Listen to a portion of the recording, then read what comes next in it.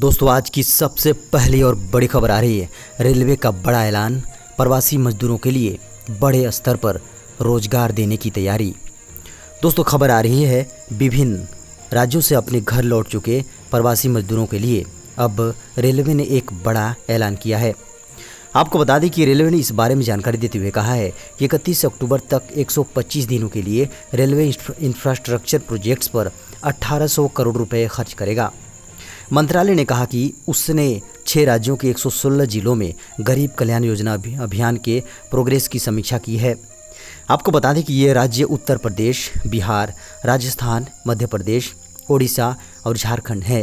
पिछले शनिवार को ही प्रधानमंत्री नरेंद्र मोदी ने रोजगार एवं ग्रामीण लोक सेवा कैंपेन का ऐलान किया था, जिसका नाम गरीब कल्याण रोजगार अभियान रखा गया है। दोस्तों, बड़ी खबर आ रही है। झारखंड सरकार का सख्त निर्देश, फीस नहीं देने वाले बच्चों के नामांकन नहीं होंगे रद्द।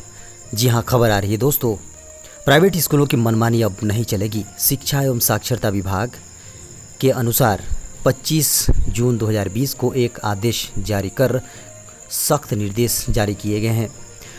इसके अनुसार किसी भी परिस्थिति में स्कूल फीस जमा नहीं करने की वजह से किसी भी प्राइवेट स्कूल छात्र के नामांकन को रद्द नहीं कर सकता है। इतना ही नहीं, ऑनलाइन शिक्षण व्यवस्था की सुविधा से भी वंचित नहीं किया जाएगा।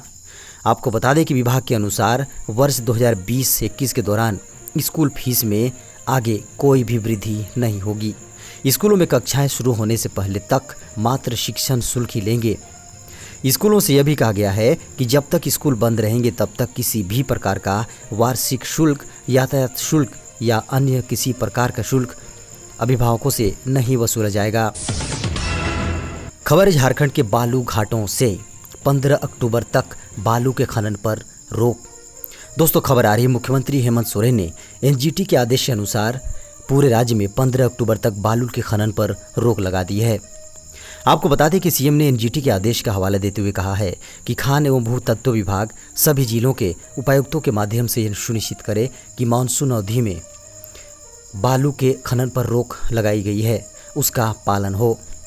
आपको बता दें कि इस संबंध में खान एवं भूतत्व विभाग के स्तर से सभी जिले के उपायुक्तों को पत्र भेजा गया है। इसमें स्पष्ट किया गया है कि सरकारी योजनाओं के क्रियान्वयन में बालू की आवश्यकता एवं महामारी फैलने के कारण मजदूरों के सामने रोजगार की उत्पन्न समस्या को ध्यान में रखते हुए भंडारण से ही बालू का उठाव करना सुनिश्चित करें। विभाग ने कहा है कि भंडारण स्थल से बालू का परिवहन मात्र ट्रैक्टर से किया जाए। बड़े वाहनों जैसे हाईवा, डंपर आदि का उपयोग नहीं किए जाने का निर्देश जारी किया गया है। दोस्तों, बड़ी खबर आ रही है। सरकार का बड़ा आदेश, स्कूलों में बदलेगा सिलेबस और किताबें। जी हाँ, बेहद बड़ी खबर आ रही है दोस्तों। स्कूली शिक्षा, जी हाँ, सरकार ने स्कूली शिक्षा में बदलाव का बड़ा फैसला ले लिया है। 15 साल बाद स्कूली शिक्षा में ये बड़े बदलाव होने जा रहे हैं। एनसीईआरटी में पूरा पाठ्यक्रम तैयार करने को कहा गया है। आपको बता दें कि मानव संसाधन विकास मंत्रालय ने कहा है कि स्कूली शिक्षा के लिए राष्ट्रीय रूपरेखा पाठ्यक्रम की रूपरेखा में 15 साल बाद बदलाव किया जा रहा है। मंत्रालय ने एक बयान में कहा है कि स्कूली शिक्षा के लिए नया पाठ्यक्रम तैयार करने का काम शुरू हो चुका है। एनसीईआरटी से उम्मीद है कि नए पाठ्यक्रम के मुताबिक किताबों में बदलाव करें। आपको बता दें कि स्कूली शिक्षा के लिए इस प्रक्रिया की शुरुआत विषयों के विशेषज्ञ करेंगे। इस मामले में दिसंबर 2020 तक अंतरिम रिपोर्ट दी जाएगी। खबर है, केंद्र सरकार देगी बिना गारंटी 50,000 रुपये का लोन। दोस्तों, कोरोना संकट के दौरान बिगड़ते आर्थिक हालात के बीच, जी हाँ, लोगों को राहत देने के लिए केंद्र सरकार ने आम लोगों को 50,000 रुपये का लोन दे रही है। आपको बता दें कि इसमें सबसे अहम बात यह है कि लोगों को किसी भी तरह का किसी भी गारंटर की ज़रूरत नहीं होगी। केंद्र सरकार की इस योजना का अब तक 10 करोड़ लोग फ़ायदा उठा चुके हैं। दरअसल मोदी सरकार ने इस योजना की शुरुआत लोगों को अपने बिजनेस शुरू करने के लिए दी है। अगर आप भी अपना बिजनेस शुरू करना चाहते हैं और आपको बैंक से लोन मिलने में दिक्कत हो रही है, तो केंद्र सरकार की इस योजना का लाभ उठा सकते हैं आप। इस योजना के तहत मुख्य रूप से दुकान खोलने, रेहड़ी पटरी, अन्य छोटा काम शुरू करने के लिए लोन ले सकते हैं। खबर है, अब गैस सिलेंडर को लेकर वितरक की नहीं चलेगी मनमानी। डिलीवरी करने से पहले करना होगा ये काम। दोस्तों बेहद बड़ी खबर आ रही है, एलपीजी सिलेंडर के वितरण में मनमानी अब नहीं चलेगी। इंडियन ऑयल ने व्यवस्था में बड़ा बदलाव कर दिया है। अब उपभोक्ताओं को सिलेंडर की डिलीवरी के समय हॉकर को गैस की किताब के साथ ही आपके पंजीकृत मोबाइल नंबर पर कंपनी की ओर से भेजे गए डिलीवरी कन्फर्मेशन ओटीपी भी बताना होगा। हॉकर इस ओटीपी को गैस एजेंसी को देंगे, जहां से इसे इंडियन ऑयल के नए HDMS सॉफ्टवेयर पर अपलोड कर दिया जाएगा। जिले की 46 इंडियन गैस एजेंसी के 4,60,000 उपभोक्ताओं को नई व्यवस्था से जोड़ने की कवायद शुरू हो गई है। खबर है CBSE ने 10वीं और 12वीं की बची हुई परीक्षाएं की रद्द। पिछली परीक्षा के आधार पर अब होगा मूल्यांकन। दोस्तों बेहद बड़ी खबर आ रही है, CBSE ने 10वीं 12वीं की परीक्षाएं रद्द कर दी हैं। CBSE ने बची हुई परीक्षाएं की रद्द की हैं। पिछली परीक्षा के आधार पर अब छात्रों का मूल्यांकन किया जाएगा। सॉलिसिटर जनरल ने सुप्रीम कोर्ट में ये जानकारी दी है। 1 जुलाई से 15 जुलाई तक होने वाली थी बची हुई परीक्षाएं कोरोना के चलते रद्द की गई हैं। अब ये सारी परीक्षाएं। खबर है RBI का नया निर्देश, ऐप के जरिए लोन लेने वालों के लिए बड़ी खबर। दोस्तों बेहद बड़ी खबर आ रही है। मोबाइल ऐप के जरिए लोन बांटने वाली फिनटेक कंपनी, जी हाँ फिनटेक कंपनियों पर सख्त करते हुए RBI ने इन पर कई नियम और शर्तें लगा दी हैं। डिजिटल लोन सेवाओं को अधिक पारदर्शी बनाने के लिए ऐसा किया गया है। आपको बता दें कि ये निर्देश कई शिकायतों के बाद दिए गए हैं। इन शिकायतों में डिजिटल लैंडिंग प्लेटफॉर्म की ओर से ज़्यादा ब्याज और वसूली के कठोर नियमों को अपनाने और उत्पीड़न की बात कही गई थी।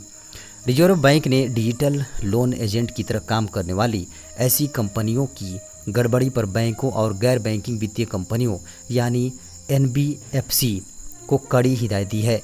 उसने कहा है कि ऐसे डिजिटल प्लेटफॉर्म अगर कुछ फ्रॉड करते हैं तो उसके लिए भी बैंक और NBFC जिम्मेदार माने जाएंगे। RBI ने इसके लिए बैंकों और NBFC को नए निर्देश जारी किए हैं। खबर है डॉक्टर भी रह गए दंग, पहली बार सामने आया कोरोना का हैरान करने वाला मामला। दोस्तों मैक्सिको में कोरोना वायरस का हैरान करने वाला नया मामला सामने आया है। इस मामले को लेकर डॉक्टर्स भी अब हैरान हैं। दरअसल मैक्सिको में एक साथ 3 बच्चों का जन्म हुआ और तीनों ही कोरोना पॉजिटिव पाए गए हैं। हैरानी वाली बात यह है कि बच्चों के माता पिता में से किसी को भी कोरोना नहीं है। इस मामले में डॉक्टर भी हैरान हैं। वहीं मैक्सिको के स्वास्थ्य अधिकारियों ने कहा है कि अब तक इस तरह का मामला पहला सामने आया है। 3 जुड़वा बच्चों में से एक लड़की और 2 लड़के का जन्म हुआ है। जन्म लेने के 4 घंटे बाद तीनों का कोरोना टेस्ट किया गया और तीनों की ही रिपोर्ट पॉजिटिव आई है। हेल्थ अधिकारियों ने कहा है कि पहले इसके मामले पर लगा कि बच्चों की मां कोरोना वायरस की एसिम्प्टोमेटिक मरीज हो, उसी से यह बच्चों में आया हो, इसलिए हमने बच्चों के पेरेंट्स का भी कोरोना टेस्ट करवाया, लेकिन उनकी रिपोर्ट नेगेटिव आई। डॉक्टरों के विशेषज्ञों ने इस केस पर स्टडी करने की अपील की है ताकि पता लगे कि ऐसे कैसे हो गया। खबर है 1 जुलाई से बदल जाएंगे ये नियम। अगर आपके पास है SBI का कार्ड तो जान ले ये बड़ी खबर। दोस्तों अगर आप नियमित तौर पर ATM से पैसे निकालते हैं तो आपके लिए यह खबर जानना बेहद ज़रूरी है। आपको बता दें कि 1 जुलाई से देश में ATM से पैसे निकालने के नियम बदल रहे हैं। लॉकडाउन के दौरान कई नियमों में छूट दी गई थी, लेकिन अब 1 जुलाई से चीज़ें पहले की तरह प्रभावी होंगी।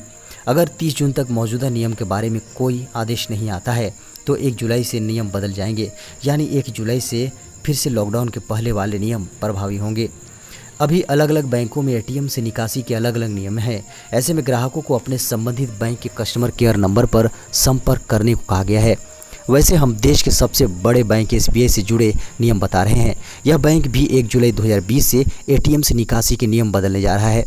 बैंक की आधिकारिक वेबसाइट sbi.co.in पर उपलब्ध जानकारी के मुताबिक मेट्रो शहरों में बैंक अपने नियमित खाता धारक को महीने में निःशुल्क 8 ट्रांजैक्शन की अनुमति देता है। इससे अधिक ट्रांजैक्शन पर प्रति ट्रांजैक्शन पैसा लगता है। इन 8 ट्रांजैक्शन में से 5 SBI से ATM से और अन्य 3 दूसरे बैंक के ATM से करने की अनुमति है। खबर है 26 जून को 2.5 लाख लोगों को मिलेगा रोजगार। PM मोदी और CM योगी रहेंगे मौजूद।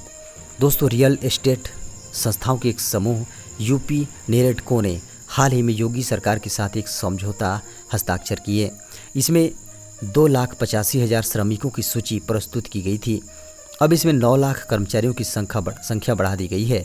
इसके बाद यह संख्या बढ़कर 11,80,000 हो गई है।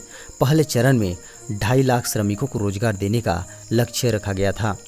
आपको बता दें कि सुपरटेक सुपरनोवा में आयोजित यूपी नीरटको कार्यक्रम में श्रमिकों को रोजगार देने के लिए नियुक्ति पत्र 26 जून से शुरू होगा। इस आयोजन में प्रधानमंत्री नरेंद्र मोदी और यूपी के मुख्यमंत्री योगी आदित्यनाथ वीडियो कॉन्फ्रेंसिंग के जरिए शामिल होंगे। कार्यक्रम में श्रमिकों के रोजगार से संबंधित जानकारी दी जाएगी।